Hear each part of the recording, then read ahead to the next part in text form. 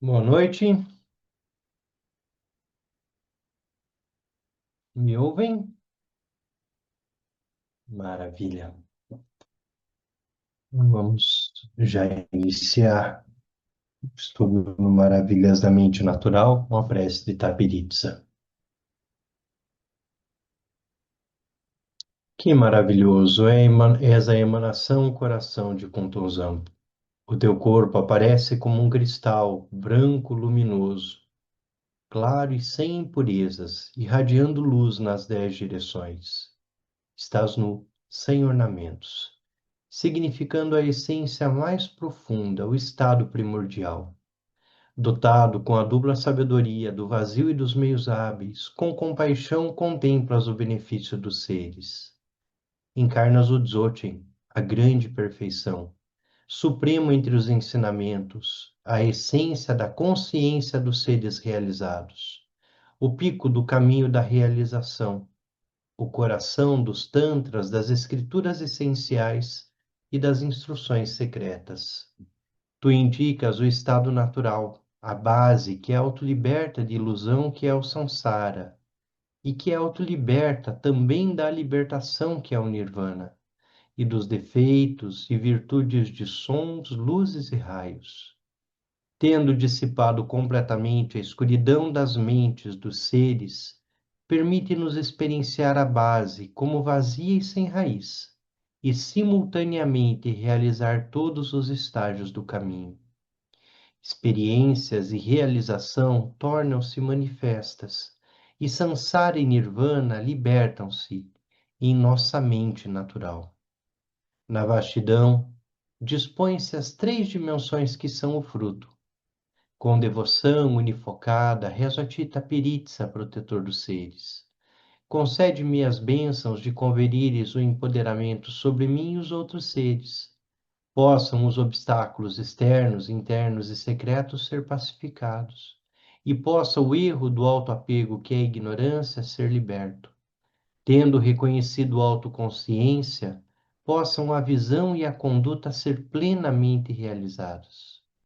Por favor, concede sobre mim nesse exato momento o grande significado para além do intelecto, da base primordial, vazia e sem raiz. A ti, Tapiritsa, nobre protetor dos seres, eu rogo. Possam todos os seres dos 6 reinos ser protegidos pela tua compaixão e possa minha mente ser liberta.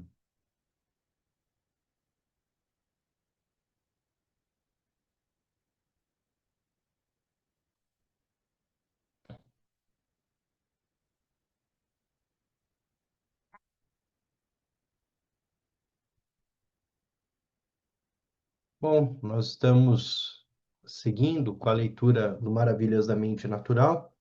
Nós estamos na página 222.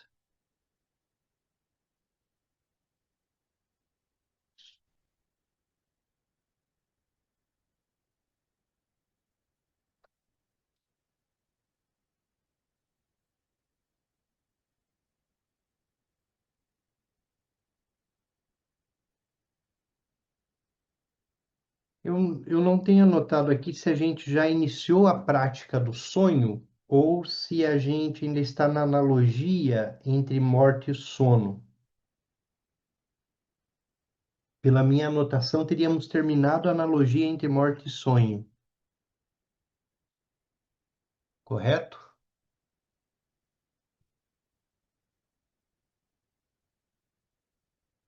Então vamos seguir a partir de a prática do sonho.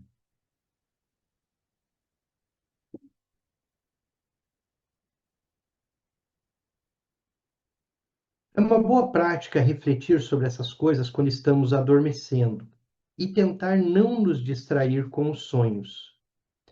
Isso significa não só que nós deveríamos tentar perceber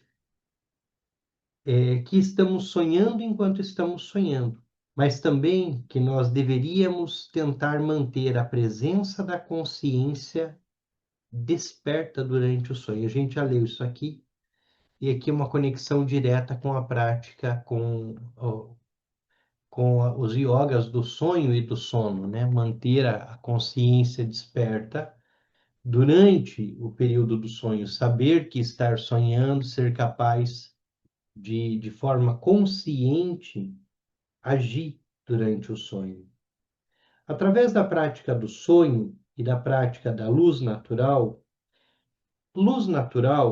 nós vamos encontrar também como prática de clara luz, pode anotar que é a prática de clara luz ou yoga do sono, diferente dos yogas do sonho. Então, a prática da clara luz está relacionada aos yogas do sono, dormir consciente. Nós desenvolvemos a presença no estado puro natural da mente durante o sono. Se formos capazes de manter continuidade de presença durante nossas horas de vigília, um dia nós seremos capazes de mantê-la no momento de adormecermos e durante os nossos sonhos. Poderemos então usar essa habilidade para permanecermos conscientes quando estamos dormindo, para desenvolver outras práticas, como, por exemplo, as transformações tântricas. Manter a presença da consciência desperta enquanto estamos sonhando também pode ser útil dessa maneira. Se formos capazes de controlar nossa mente, nossa visão da realidade nos nossos sonhos, ficará mais fácil controlar a nossa mente e a nossa visão da realidade durante nossa vida cotidiana. Desse modo, conseguiremos liberar nossa capacidade e nossa energia, desbloqueando as limitações que nossa mente impõe sobre nós. Se nós somos capazes de manter consciência enquanto estamos dormindo, nós também seremos capazes de manter consciência enquanto nós estamos acordados. E reconhecer todo esse estado de vigília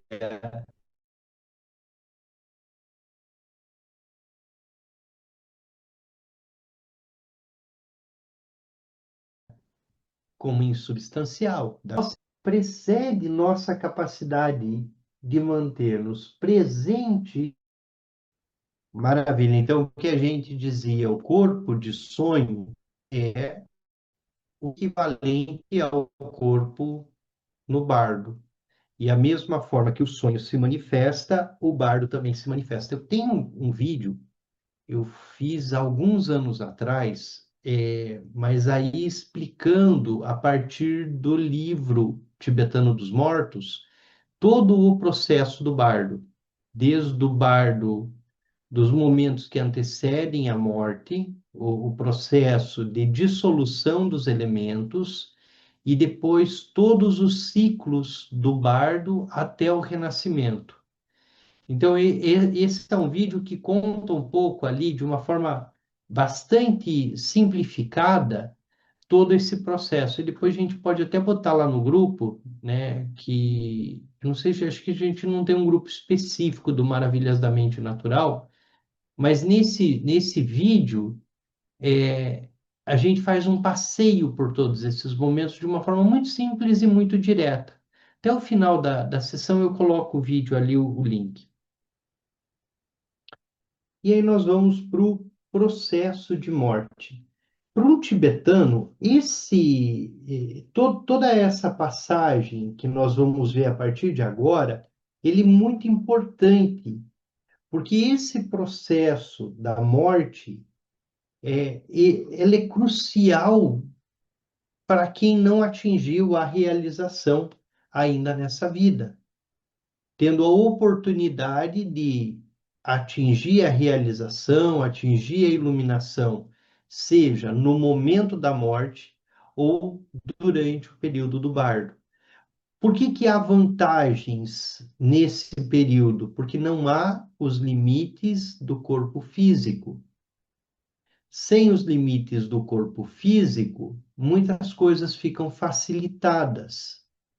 e algumas coisas se tornam muito ampliadas.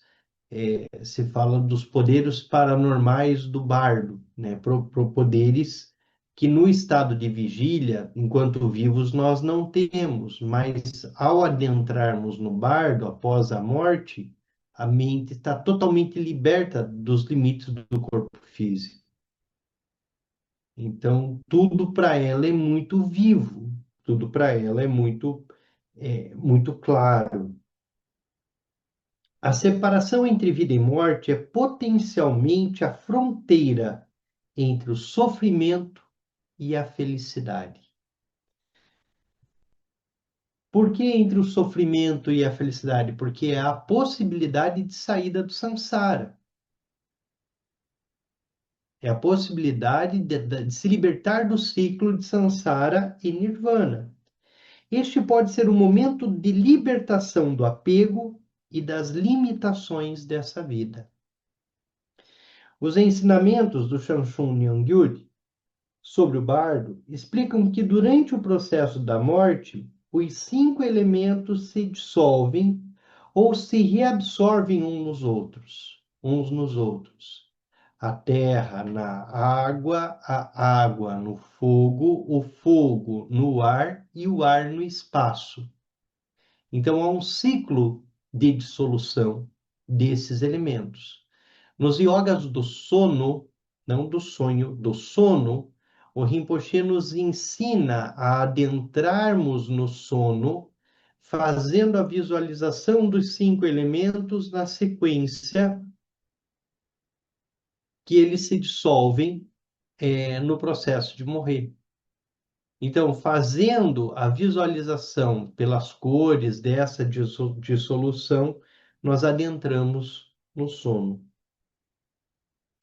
À medida que a força de cada um dos elementos e de sua parte correspondente do corpo enfraquece, ele se reabsorve no próximo elemento, que então se manifesta. Portanto, a terra, o amarelo, se reabsorve na água, que é o azul. A água azul no fogo vermelho. O fogo vermelho no ar verde. E, por último, o ar verde se reabsorve no espaço, no branco. Quando o corpo e mente se separam, esse é o momento da morte. Por último, o elemento espaço se dissolve e se transforma no ar, o kunshi, o estado primordial natural. Esse processo inverte a ordem na qual os elementos se desenvolvem na formação do corpo físico.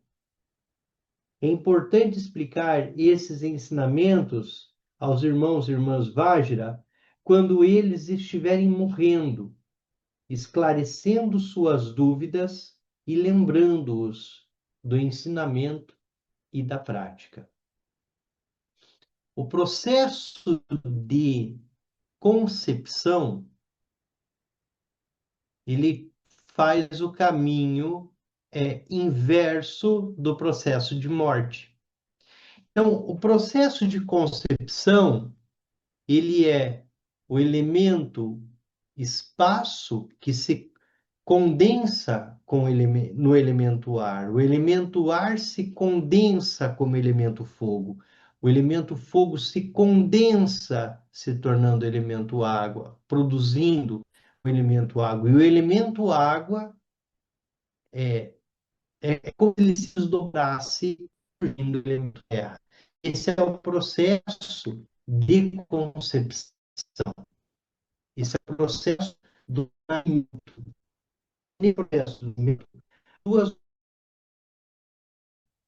que é a bodhicitta branca, que é a gota do pai. Vê que a internet me dando trabalho hoje. A gota branca, que é a bodhicitta branca, que está relacionado ao masculino, ao pai, e a gota vermelha, a bodhicitta vermelha, relacionada à mãe. Quando essas duas gotas se encontram, inicia o processo de formação de vida, da vida. É o encontro da bodhicitta branca, a compaixão branca com a compaixão vermelha, a gota do pai e a gota da mãe, que começa o início da vida. E esse início da vida, nas tradições tibetanas, ela vai começar a partir do elemento espaço. Então, a partir do elemento espaço, começa a se formar todo o corpo, toda essa existência. E essa formação vai fazer com que a gota branca suba e se posicione no chakra da cabeça, e a gota vermelha desce e se posiciona no chakra secreto, a gota do pai e a gota da mãe. E enquanto estamos vivos, essas duas gotas se mantêm separadas, a gota do pai e a gota da mãe. O processo de morte vai fazendo com que as estruturas dos elementos nos diversos canais vão se dissolvendo até o momento em que a gota branca desce e a gota vermelha sobe. E o momento da morte é quando essas duas gotas se reencontram. E no momento em que elas duas se reencontram, acontece a desconexão entre o corpo físico e a mente. Dentro da tradição tibetana, e aí cada desdobramento da tradição vai ensinar isso de forma um pouquinho diferente, mas a partir do momento em que as duas gotas se encontram, começa a formação do corpo e começa a formação dos canais. E até uma certa idade os canais vão se formando, a partir da idade adulta os canais vão a cada dia morrendo. Os tibetanos dizem que nós desenvolvemos 72 mil canais em nosso corpo. Nós praticamos normalmente dois, três, e aí a gente, conforme estuda, vai reconhecendo mais alguns, mas eles falam em 72 mil canais. Toda a medicina tibetana está relacionada a essa infinidade de canais. E depois, quando nós chegamos na vida adulta, a cada dia dois canais param de funcionar. Os pares de canais lentamente vão parando de funcionar. E a morte é quando esses canais já não funcionam e a gota do pai e a gota da mãe se reencontram no coração. Então, a dissolução dos elementos está relacionada também à dissolução dos chakras. A, a, cada, cada chakra é um conjunto de canais, como uma espiral de energia vital em algumas regiões do corpo. Nós falamos normalmente dos 5 chakras, mas são milhares de centros de energia que o nosso corpo possui. São 5 principais, que estão associados diretamente aos elementos, aos venenos, às sabedorias, mas são milhares de outros que estão aí em todo o nosso corpo. Se no nascimento a chegada da vida inicia do elemento espaço até a densificação máxima de ossos, carne com o elemento terra, na morte a dissolução começa pelo elemento mais denso até o elemento mais sutil, fazendo o caminho da terra à água, da água para o fogo, do fogo para o ar, do ar para o espaço. É importante explicar esses ensinamentos aos irmãos Wagner. Quando o processo de morte começa, há sinais internos e externos. O primeiro sinal interno é que a energia do baço declina, indicando que o elemento terra está se reabsorvendo. A energia do baço demonstra que o elemento terra está se reabsorvendo. O nosso corpo demonstra que o elemento terra está se reabsorvendo. As partes duras do corpo, a carne começa a ceder, nós envelhecemos, os ossos começam a ficar frágeis. Então, tudo aquilo que é dureza no corpo, aquilo que é firme, aquilo que é duro, começa a se reabsorver no elemento água. Então, é muito comum que lá, numa determinada fase da vida, nossos ossos estejam fracos.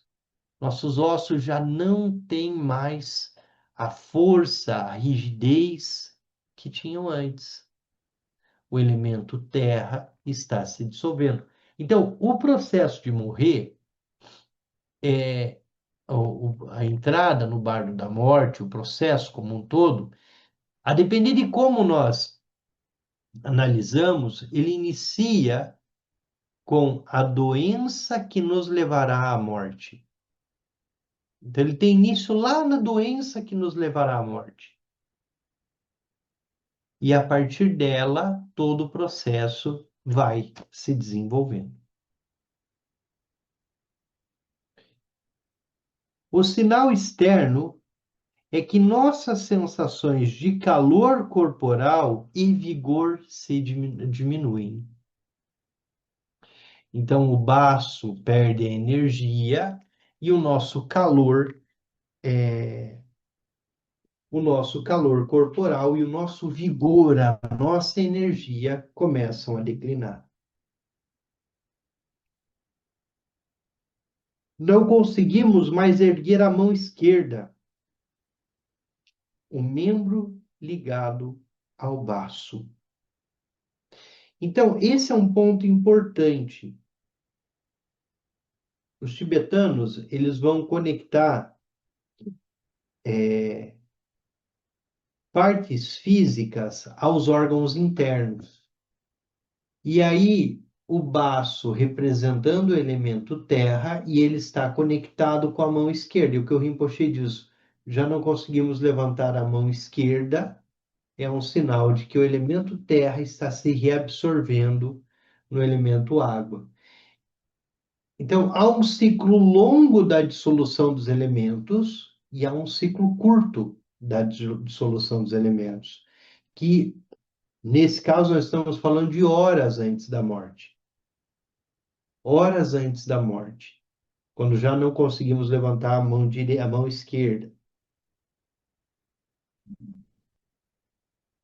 Pelo fato da consciência corporal,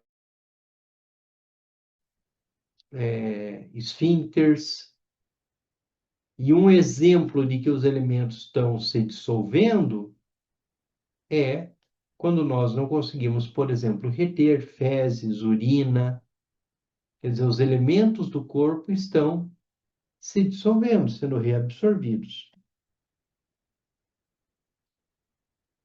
Disse que nessa etapa o praticante superior deveria morrer com a consciência plena no nível da visão absoluta,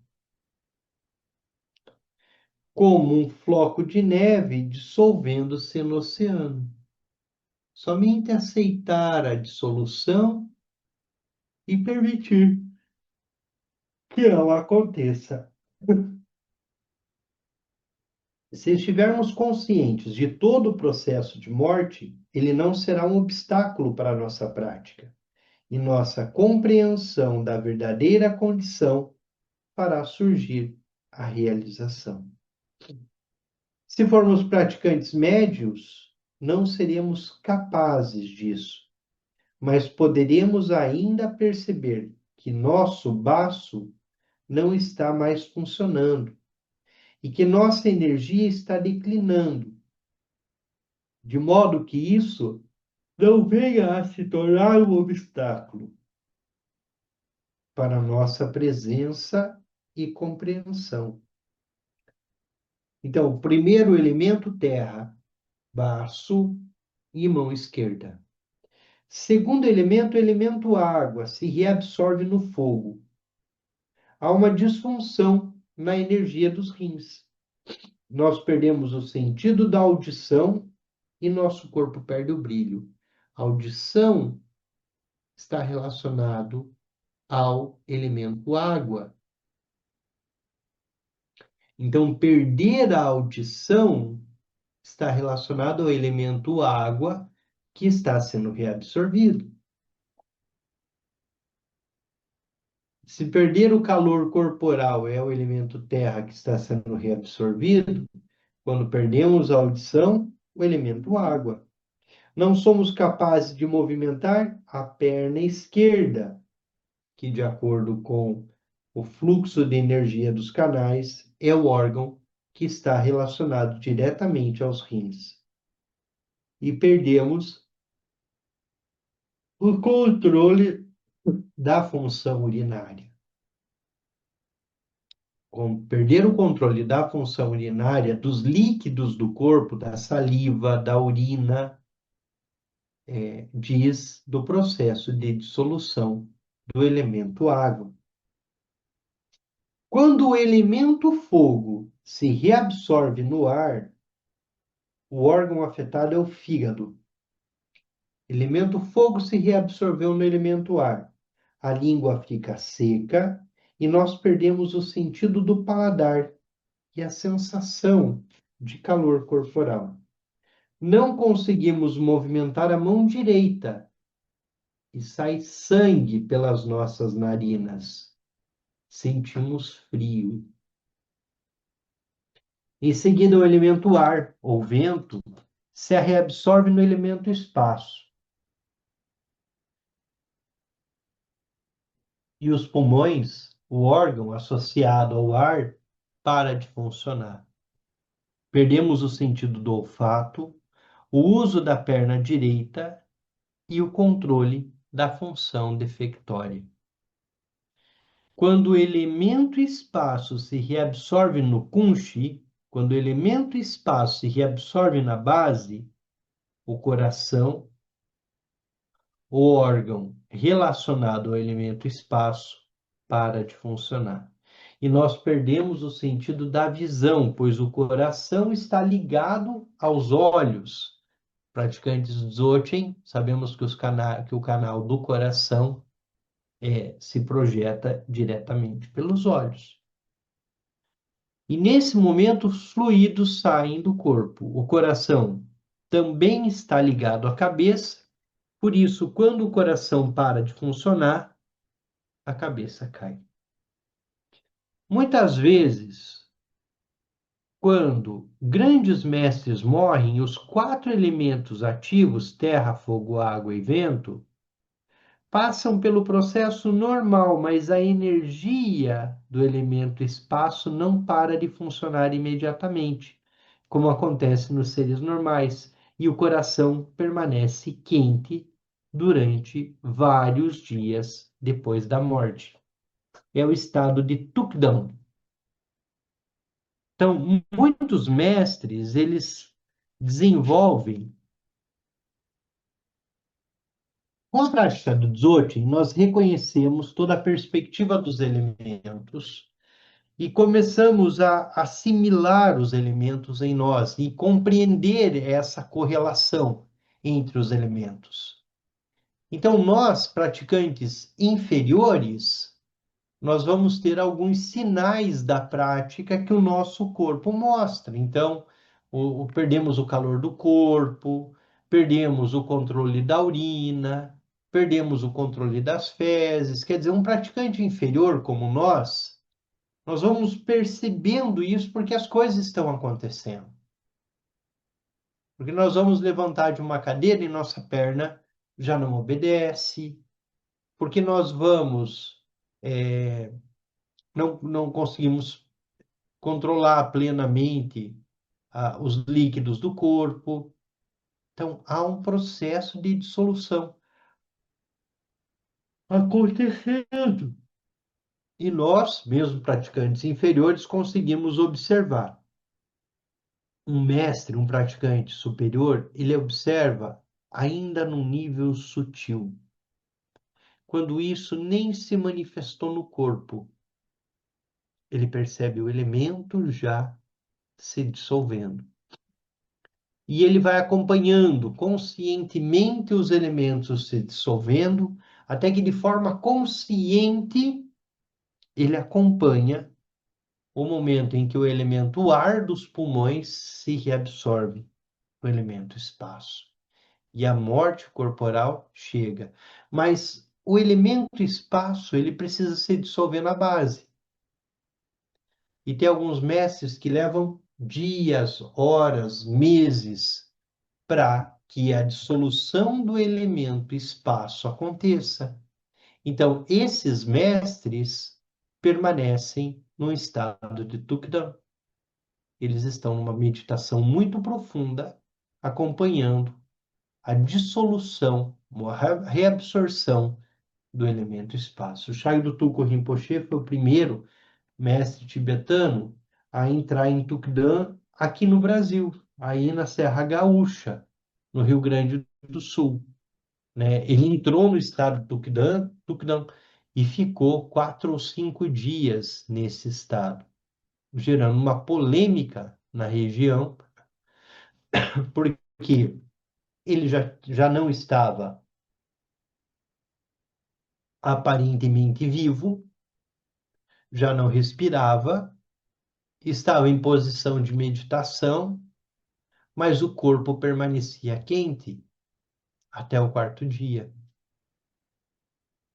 Então, e aí a vigilância sanitária já tentando intervir, pedindo funeral, pedindo que fosse dado sequência, né, no enterro, no sepultamento, e os praticantes segurando, porque efetivamente ele ainda estava em Tukdan. Até que num determinado momento surgem os sinais da morte.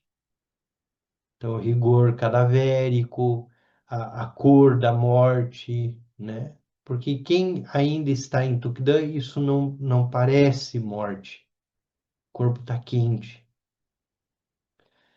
E aí, com o tempo, os sinais vão aparecer.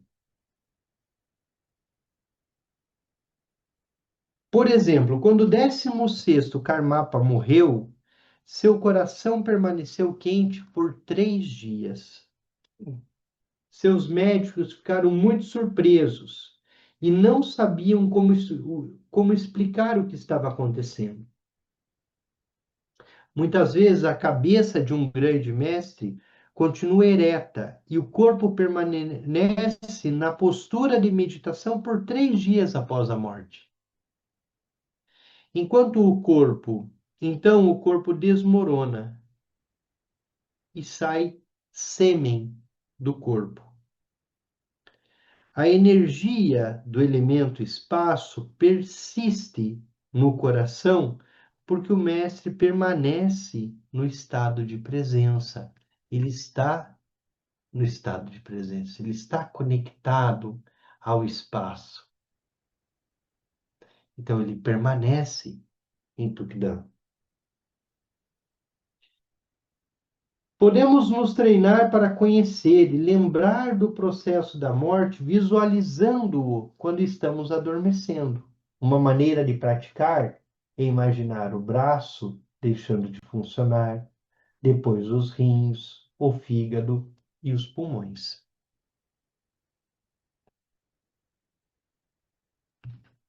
Quanto aos chakras, o chakra se dissolve quando o elemento terra se absorve no elemento água, o chakra do umbigo.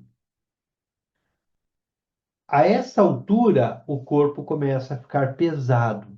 Quando o processo de morte começa, pode acontecer de termos certas visões ou experiências, como luzes externas, que correspondem aos elementos internos. Semana passada, a Laís fez uma pergunta quanto a isso. Então, há cores que surgem nas visões que remetem aos elementos que estão em dissolução.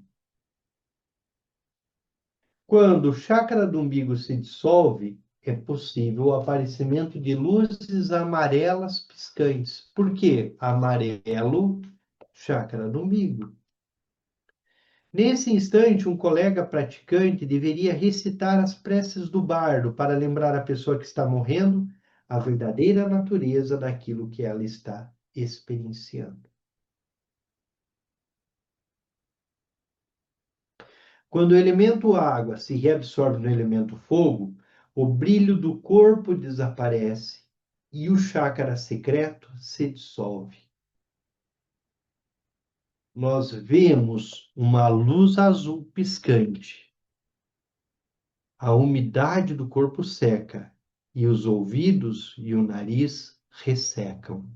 É o elemento, então, fogo, é o elemento água que se dissolveu. Quando o elemento fogo se reabsorve no elemento ar, o chácara da garganta se dissolve. A pessoa que está morrendo vê uma luz vermelha piscante.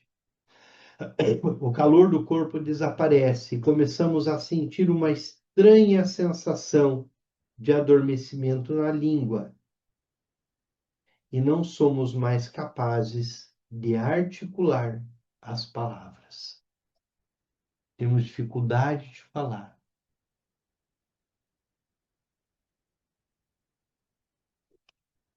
Quando o elemento ar se reabsorve no elemento espaço, o chácara da cabeça se dissolve e nós vemos uma luz verde piscante. A consciência sensorial da mente se dissolve na consciência da base Kunshi, quando a respiração para. A dissolução da consciência sensorial do corpo físico de um grande praticante do Dzogchen no Kunshi produz o corpo de arco-íris. Quando os elementos se reabsorvem progressivamente um no outro e, por fim, se dissolvem na natureza essencial que é pura luz.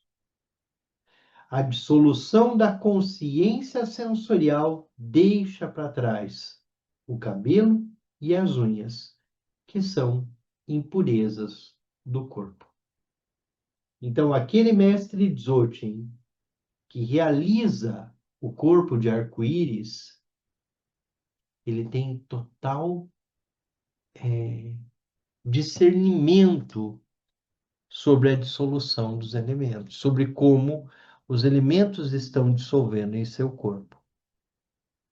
Então, alguns mestres que atingiram o corpo de arco-íris, após a sua morte, vão ficar unhas, cabelos, fezes ali no montinho, depois que ele se dissolveu no corpo de luz, no corpo de arco-íris.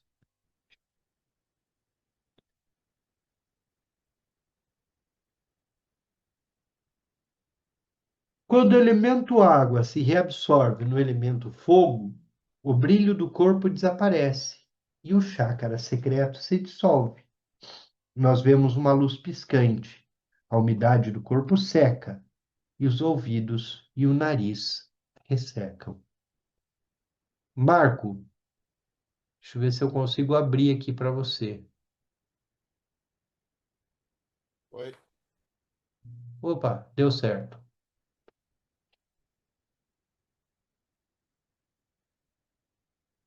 Caiu, peraí, só um pouquinho. Consegue me ouvir? Agora sim. Boa noite. Boa noite, todo mundo. Boa noite. Minha dúvida é, eu imagino que o processo da morte seja um processo difícil e sofrido, né? Imagino que seja sofrido. Não seria melhor, por exemplo, esses mestres que demoram 3 dias para liberar o corpo? Não seria melhor sair rápido do corpo? Essa é uma pergunta interessante e importante, né? É, nós temos duas formas de deixar o corpo. Uma das formas é a forma consciente, né? No estado de meditação, adentrando em Tukdam, né? E aí os elementos se dissolvendo, acompanhando a dissolução dos elementos, até a realização máxima de Togel, que é a total dissolução do corpo num corpo de arco-íris. Porém, nós praticantes também temos a prática de POA, que é a transferência imediata da consciência na hora da morte. E nós temos os dois recursos. Mas veja, um grande mestre que está na perspectiva de Tukdan, ele já é perfeitamente iluminado. Então, essa divisão entre corpo físico e mente, ela é tão sutil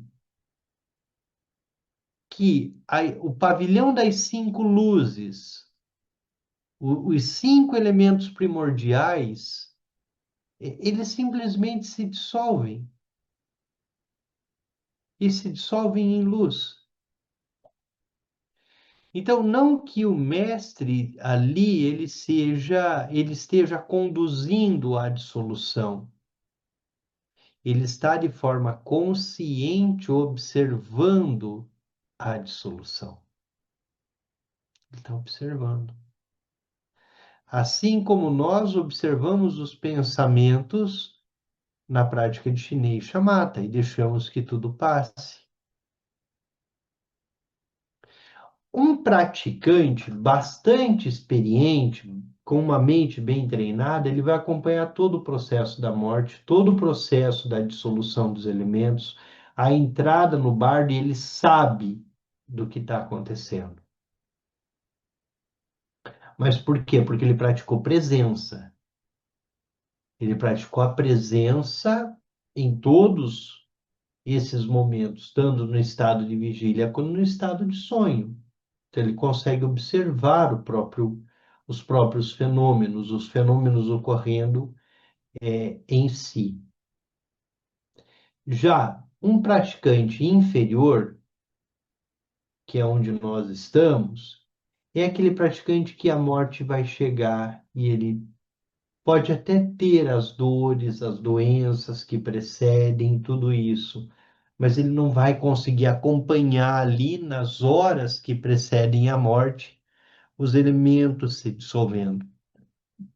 Por quê? Porque a distração da agonia é tão grande que nós ficamos perdidos. Então, se não somos praticantes de Dzogchen, se não desenvolvemos o estado de presença, é pelo caminho do Tantra.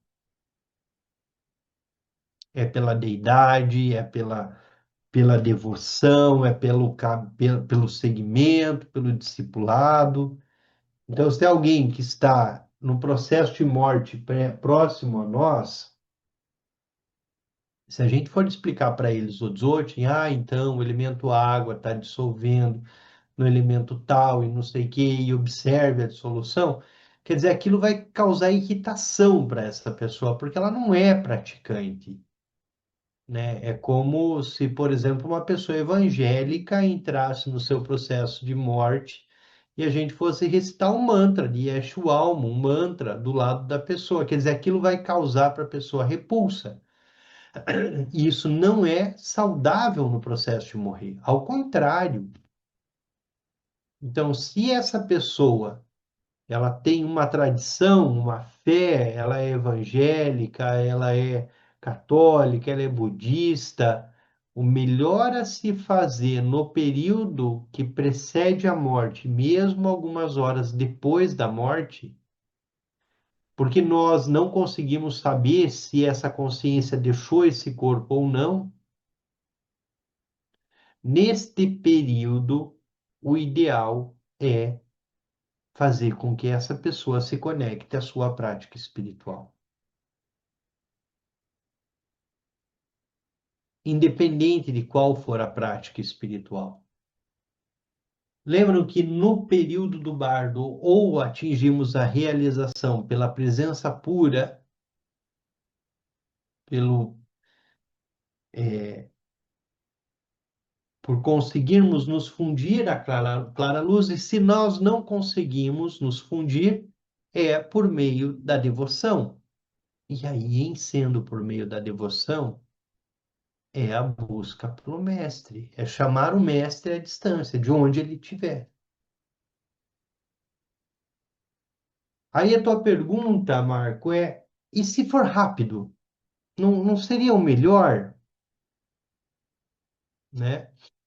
Existe a prática de POA, e a prática de POA, que é essa prática de transferência de consciência, durante a invasão da China no Tibete, dizem que muitos monges praticaram POA para morrer instantaneamente, para que os chineses não tivessem o karma de ter matado um monge. Então, eles faziam a prática de Poa, que é aquela prática de transferência da consciência pelo topo da cabeça, enviando diretamente a consciência para uma terra pura, para depois renascer como humano, como um deus, como um semideus, que são os espaços em que há oportunidade para prática e para realização. Então, Poa, ela visa este caminho mais rápido de transferência de consciência. E está no aspecto tântrico. O Dzogchen tudo é perfeito, tudo é pleno, tudo é realizado. Então, acompanhar a dissolução dos elementos estando ainda no corpo parece, dentro da tradição, ser bastante importante para que, nesse momento, as últimas de ilusões que ainda persistem no contínuo dessa mente possam ali ser liberadas, possam ali ser, de alguma forma, purificadas. E aí, a mestres, se vocês procurarem na internet corpo de arco-íris, tem alguns que diminuem, ficam do tamanho, que cabem numa caixinha de sapato, eles se dissolvem, o corpo todo se dissolve.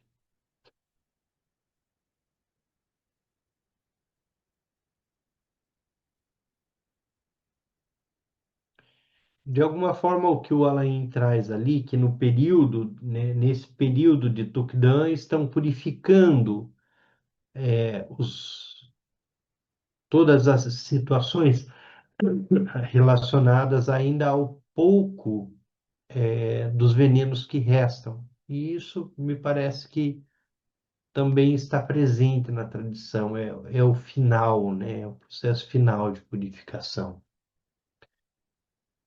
Eu vou passar aqui para a Letícia, tá com o som aberto, pediu para falar. Pode ativar o som, Letícia?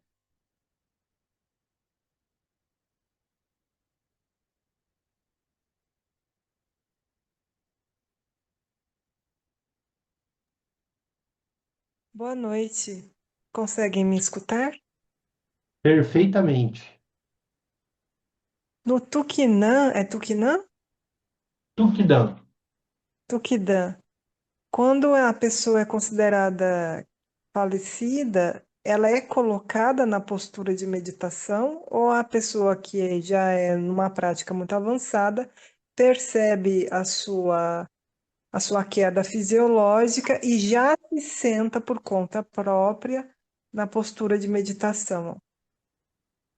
Muitos É, que adentram no Tukidam, eles adentram no Tukidam em processo de meditação, durante a meditação. tá. Shagdo Tuki Rinpoche aqui no Brasil, ele entrou no Tukidam durante um retiro. E ele teria dito para a secretária dele, que estava cuidando dele mais de perto, disse para ela: hoje eu estou indo, hoje eu vou. Então, ele percebia que os elementos estavam se dissolvendo e ele estava acompanhando toda essa dissolução. Mas continue, você estava apontando. Eu tinha uma outra questão, mas eu acho que eu esqueci. É, sim, lembrei. Existem alguns, al- bom, tem tido muitos relatos assim daquilo que é chamado na medicina de experiência de quase morte. A pessoa morre lá na condição clínica, é usado o aparelho de ressuscitamento, né? A pessoa é reanimada após alguns minutos de parada cardíaca, parada de atividade fisiológica, e a pessoa volta. Uma parte das pessoas que voltam, elas voltam relatando várias coisas, ou que observavam a atividade da cirurgia de cima, ou que encontraram um espaço de amor e paz infinita, e algumas até relatam experiências extremamente horrorosas. Isso aí é experienciar o bardo? Elas experienciaram o bardo e retornaram? Como é que é isso? Dentro da tradição tibetana, até quando o elemento ar está se dissolvendo, o processo de morrer é um processo reversível. Então, o elemento ar se dissolvendo no elemento espaço, pode surgir uma série de visões, uma série de experiências ali, mas até ali é reversível. Depois, não é mais reversível. Quando o elemento espaço se dissolve, não é mais reversível. Agora, muitas experiências de quase morte são experiências muito parecidas com o que o livro tibetano dos mortos relata, com o momento do surgimento da clara luz. Uma luz meio intensa que surge, né, que aparece e que, se o praticante se dissolve naquela luz, imediatamente ele atingiu a iluminação. Agora, se ele tem medo da luz, se ele foge dela, se ele. Tudo isso faz com que ele ainda reconheça uma identidade. E a preservação dessa identidade, de alguma forma, impossibilita ou dificulta a entrada, a realização, ou ainda a é, a própria conclusão da vida. Agora, a gente relacionar diretamente as experiências do bardo com as experiências de quase morte é um pouquinho difícil. E te dizer se essa pessoa teve uma visão do bardo ou, ou não, é uma coisa bastante importante na perspectiva, por exemplo, dos yogas dos sonhos. Porque tudo que surge no sonho é uma projeção dos nossos traços kármicos. Naquele momento de morte, se essa pessoa entra num estado mais onírico e depois ela volta, ela pode se deparar com uma questão muito forte, de um sonho muito lúcido, em que todos os traços kármicos estão se projetando. Porque o bardo é isso. O bardo é a projeção de todos os traços kármicos, numa grande confusão, assim como é o sonho. E nos yogas dos sonhos nós aprendemos a treinar com com olhar para esses venenos, olhar para esses traços kármicos e a partir deles desenvolver cada vez mais uma mente desperta. Semana passada eu sonhei que estava tendo uma invasão de monstros, quase que uma invasão alienígena, né?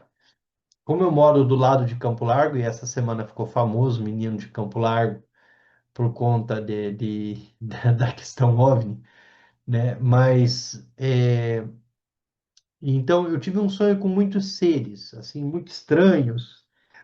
E aí um ser, ele carregava uma espécie de um bastão que ele disparava raios e coisas assim. E ali, aquele ser, ele parou na minha frente para me atingir. E num momento eu falei para ele: Você não consegue fazer nada comigo. Você não consegue me atingir com esse raio. E aí realmente ele não conseguia. Ele ficava tentando e ali ele não conseguia. Claro que é a minha mente projetando tudo isso. Ali tudo sou eu sou o monstro que lança raios, mas eu também sou a mente que confronta ele, né? Eu sou o cenário, as paredes, tudo aquilo que surge ali, só sou eu. E não que o estado do sonho seja uma ilusão. Ele não é uma ilusão. Enquanto nós estamos lá, ele é perfeitamente real.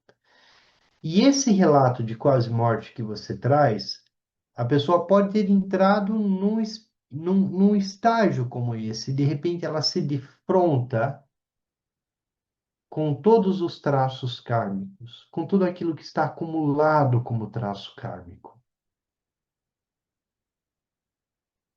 E os ensinamentos dizem isso. Esse momento do bardo, o alvorecer das deidades iradas, o alvorecer das deidades pacíficas, a os poderes paranormais do bardo. É um sonho, é um espaço de sonho em que nós estamos ali, vivendo todos esses fenômenos na mente em superfície. Então, uma experiência de quase morte que traz tantas informações, ela pode ter uma relação direta com esse espaço onírico, com o próprio bardo. Não posso dizer que não, mas que é algo que ela mesma produziu. Porque o bardo, assim como o sonho, é uma produção de cada mente. É a nossa mente. Nicolina, vou passar a palavra para você. Vamos lá. Oi, tudo Você bom? precisa. Abriu. Boa noite. Abriu? Tudo Boa bem? noite. Boa noite, todo Abriu. mundo. O Denis, primeiro, eu me lembrei quando você falou, né, do corpo de arco-íris, né, que acontece na morte de muitos mestres, né, deles se transformarem em arco-íris. Aí tem aqui eu ouvindo, né, vários vídeos e tal, nos estudos que eu vou fazendo, acompanhando os vídeos do Dimnisha, tem um que está o nosso mestre, né, o Tenzin, conversando com o padre, falando, e o padre dizendo que o que aconteceu com Jesus é transformação em arco-íris. E realmente encontraram o corpo dele, né? Então, eu achei muito interessante e foi muito legal. E acredito que seja bem possível. E outra coisa que eu estava querendo comentar também é a respeito do que você disse, né, do uma pessoa de outra que não segue, né, o Dzogchen, que é católica, protestante, alguma coisa assim.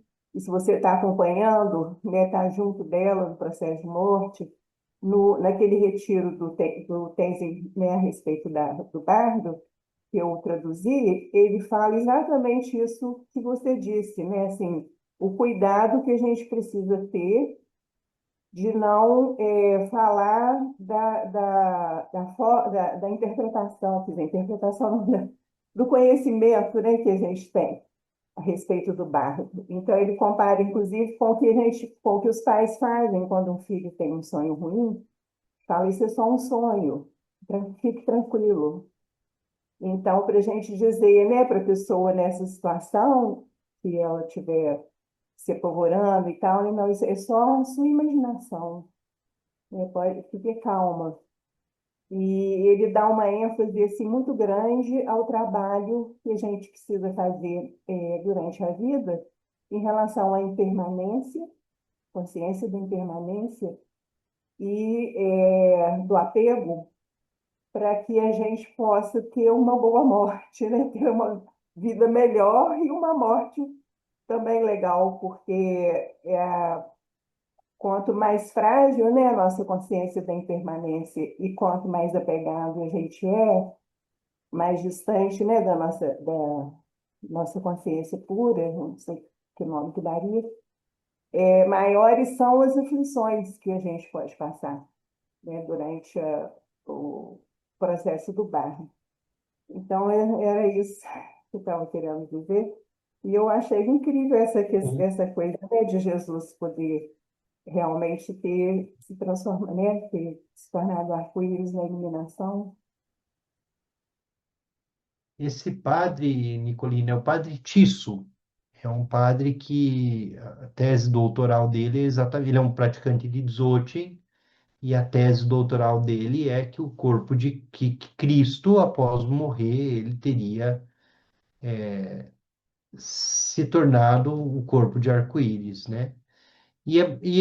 Relatos como da ressurreição de Cristo existem muitos no Tibete, de mestres que surgem depois em outros lugares, vão visitar pessoas, ele aparece de novo, né? Porque esse corpo, ele não é mais um corpo físico, né?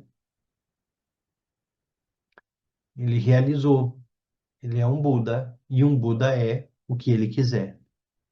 E está no lugar em que ele quiser, né? Eu já devolvo para a Letícia, só vou ver aqui no chat. Ah, a gente falou um pouquinho dessa purificação, das questões ainda sutis que permanecem ali no estado de Tukdam. A diminuição de 2 canais por dia, né, que até a Gabriela chama atenção aqui.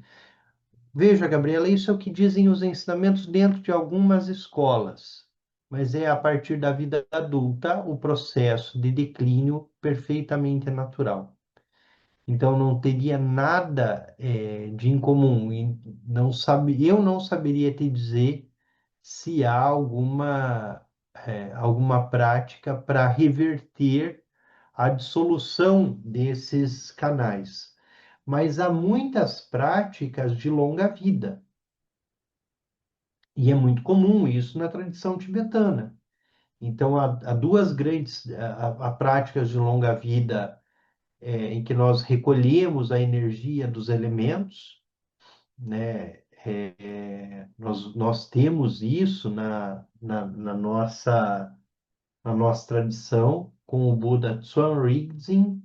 Então, quando nós estamos cansados, quando nossa energia vital está se perdendo, então nós fazemos as práticas de Tsoen Rinzin e recolhemos a energia dos elementos em nosso corpo. Para quem já praticou Poa, em outra tradição, vai encontrar um Buda chamado Amitaios, que é esse Buda da longa vida. Muitas deidades nossas são deidades de longa vida, como a própria Yeshualmo, que carrega um vaso de longa vida e que traz essa energia vital para quem é praticante dela, né? Se isso está revertendo a dissolução desses canais menores, eu não saberia te dizer. Mas o que nós sabemos é que as práticas de longa vida funcionam e funcionam mesmo. Uma outra prática de longa vida, que existem em várias tradições, é a prática de salvamento de vidas. E os ensinamentos dizem que é a prática de salvamentos de vidas que mais prolonga a vida de uma pessoa, né? Que é um animalzinho que foi pego para morrer, você vai lá e protege ele e libera ele. Então, é como se você mudasse o karma dele. Então, você aumenta a vida dele. Como consequência, isso aumenta a tua vida, a vida do indivíduo também, né? Nós, praticantes do bom, do budismo, nós preservamos muito a vida humana, porque ela é preciosa, ela dura muito pouco e é nela que nós temos a oportunidade de iluminação. Então, quanto mais tempo nós tivermos de vida, melhor, porque mais tempo de oportunidade de iluminação nós teremos. Semana passada, semana retrasada, nós completávamos um ano da entrada de Yongtse Rinpoche no Paranirvana, e ele viveu até os 100 anos. É uma vida longa. É, nós temos aqui um comentário do Alain. Viu no comentário Netflix que mostrava um relato de uma mulher que teve uma experiência de quase morte. Ela encontrou seres que, dentre outras coisas, disseram a ela que o filho dela não iria viver muito e que morreria no início da fase adulta. Então ela perguntou a ele, por quê? Qual a razão disso? E ela respondeu que a beleza surge de tudo. O filho dela morreu realmente antes dos 20 anos. Sim. A experiência da base é como nos yogas dos sonhos, no sonho de lucidez, no sonho de sabedoria. O futuro pode surgir. Os sonhos premonitórios estão presentes na nossa prática. E a experiência de quase morte é uma experiência também de adentrar nesse espaço que é um espaço como o do sonho. E que se a base estiver aberta, se ela estiver livre, estiver disponível, todas essas relações e todos esses elementos de sabedoria podem surgir. Letícia, essa sua mão é mão nova ou mão velha?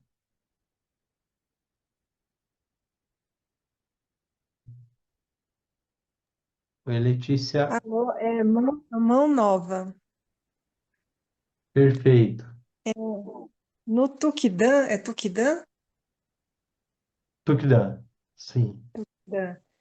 É, a pessoa que vai entrar no Tukidã, ela tem algum tipo de preparo, por exemplo, ao perceber que a vitalidade está decaindo mais do que o normal, vamos dizer assim, que ela percebe a queda fisiológica, essa pessoa se prepara, por exemplo, fazendo jejum, ou não tem nenhum tipo de preparo, a pessoa percebe que vai falecer e entra em meditação. Aí eu tenho uma outra pergunta. Na Pode experiência, ser pode aí eu ser tenho que uma outra tenha. pergunta. Tá, só para a gente não se perder, só para eu não me perder. Pode ser que um praticante, o outro tenha uma prática de jejum, vai depender muito de cada praticante. Mas os praticantes Dzogchen, normalmente eles são os esquisitões mesmo. Então ele é capaz de comer bem, ele não tem essa coisa muito ascética, mas ele pode ser um asceta também.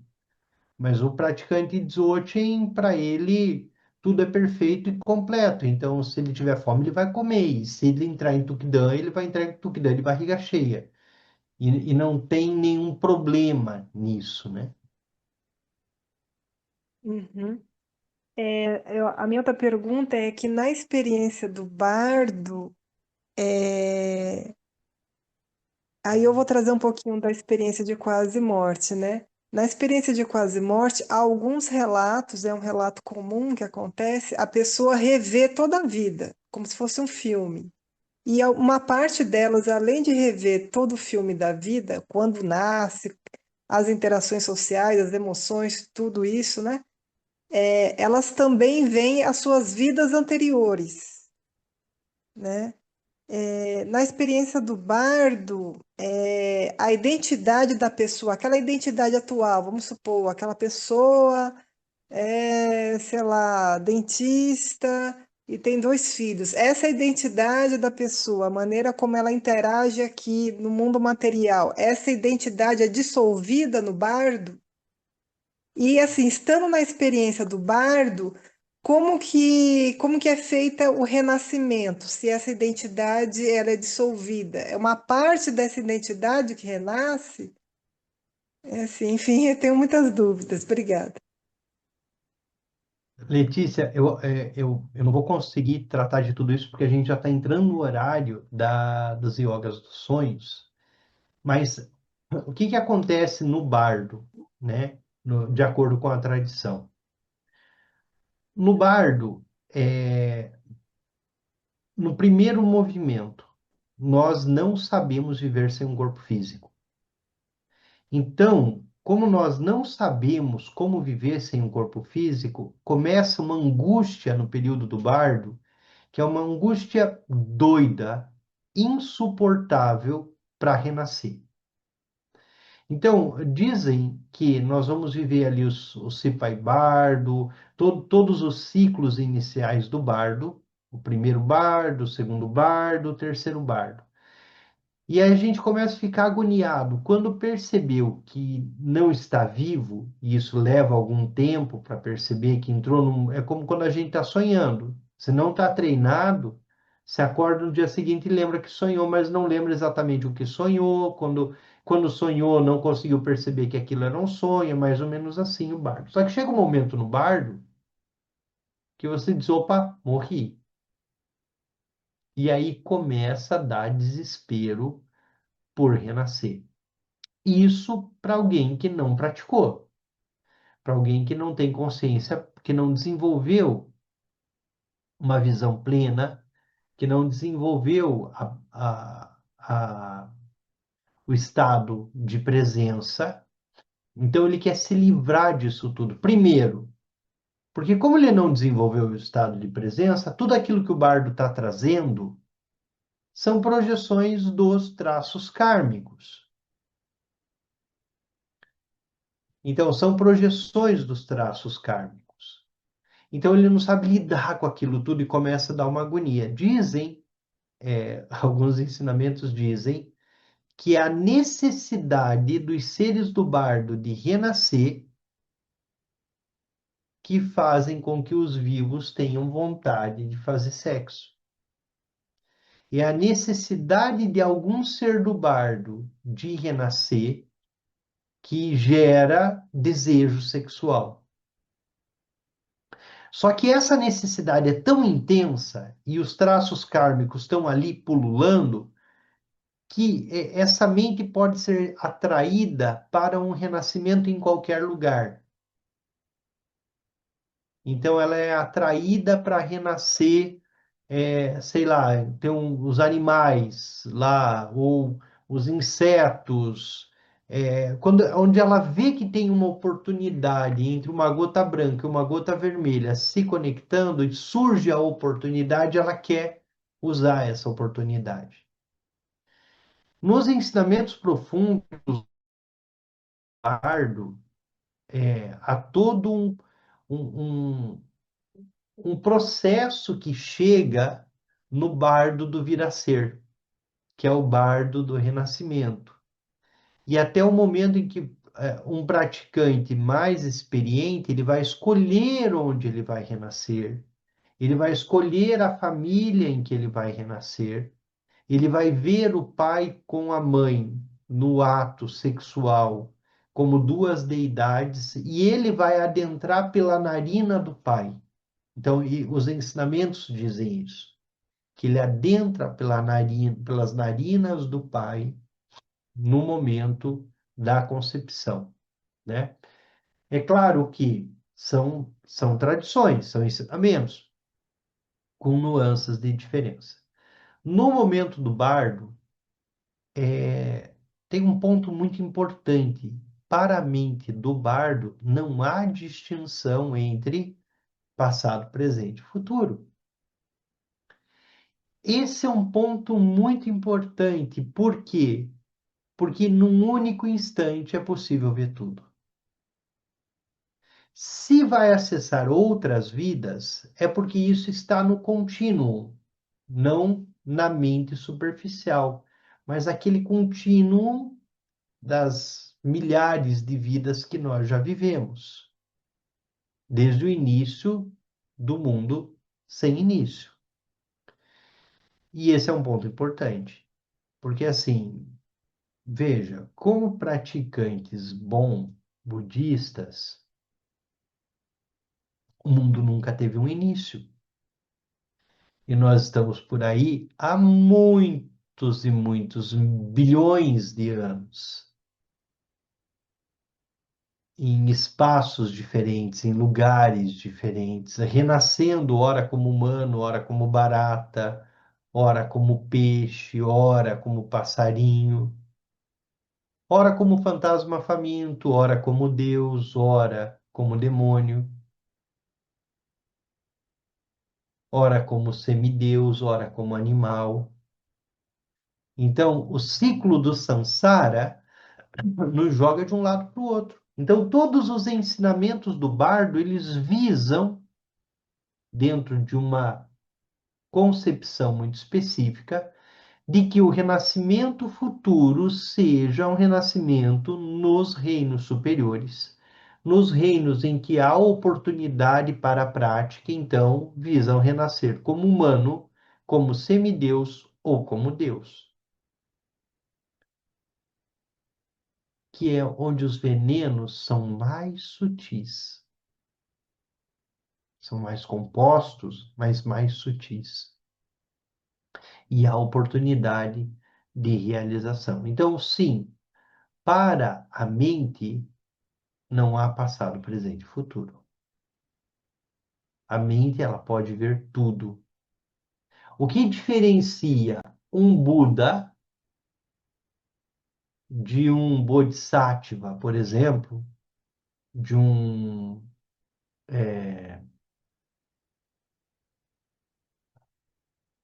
Sempa, que é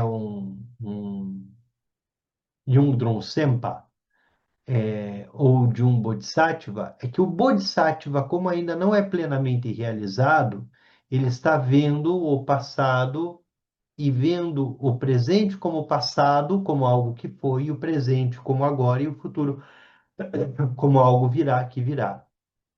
Um Buda, que é um ser perfeitamente realizado, passado e presente e futuro estão no instante. Não há distinção, não há qualquer forma de dualismo.